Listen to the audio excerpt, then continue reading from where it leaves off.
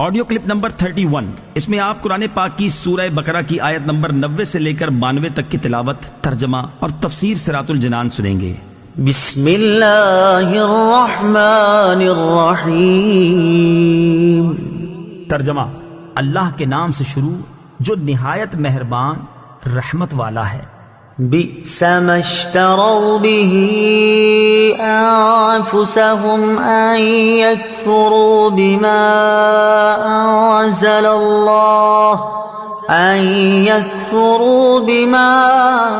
أنزل الله بغيا أن ينزل الله من فضله على من يشاء من عباده فباءوا بغضب على غضب وَلِلْكَافِرِينَ عَذَابٌ مُّهِينٌ۔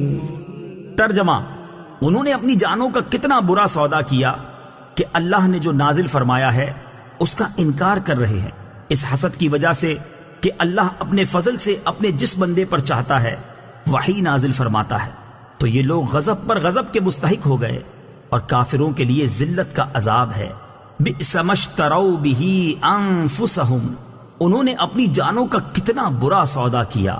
تفسیر صراط الجنان میں ہے، یہودیوں نے حضور اقدس صلی اللہ تعالی علیہ وآلہ وسلم پر ایمان لانے کی بجائے کفر اختیار کیا، اور ایمان کی جگہ کفر خریدنا خسارے کا سودا ہے۔ اسی سے ہر آدمی نصیحت حاصل کرے کہ ایمان کی جگہ کفر، نیکیوں کی جگہ گناہ، اطاعت کی جگہ نافرمانی، رضائے الہی کی جگہ اللہ تعالیٰ کے غضب کا سودا بہت خسارے کا سودا ہے۔ بغین، حسد کی وجہ سے۔ تفسیر صراط الجنان میں ہے، یہودیوں کی خواہش تھی ختم نبوت کا منصب بنی اسرائیل میں سے کسی کو ملتا، لیکن جب انہوں نے دیکھا کہ وہ اس منصب سے محروم رہے اور بنی اسماعیل کو یہ منصب مل گیا، تو وہ حسد کی وجہ سے حضور پرنور صلی اللہ تعالی علیہ وآلہ وسلم اور ان پر نازل ہونے والی اللہ تعالیٰ کی کتاب قرآن مجید کے منکر ہو گئے۔ اس سے معلوم ہوا کہ منصب و مرتبے کی طلب انسان کے دل میں حسد پیدا ہونے کا ایک سبب ہے، اور یہ بھی معلوم ہوا کہ حسد ایسا خبیث مرض ہے جو انسان کو کفر تک بھی لے جا سکتا ہے۔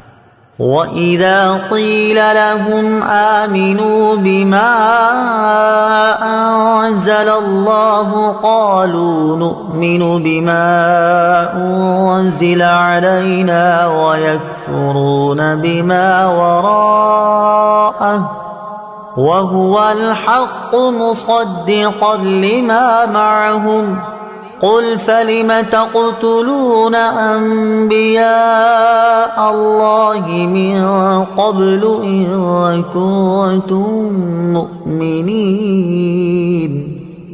ترجمہ: اور جب ان سے کہا جائے کہ اس پر ایمان لاؤ جو اللہ نے نازل فرمایا ہے، تو کہتے ہیں ہم اسی پر ایمان لاتے ہیں جو ہمارے اوپر نازل کیا گیا، اور وہ تورات کے علاوہ دیگر کا انکار کرتے ہیں، حالانکہ وہ قرآن بھی حق ہے، ان کے پاس موجود کتاب کی تصدیق کرنے والا ہے۔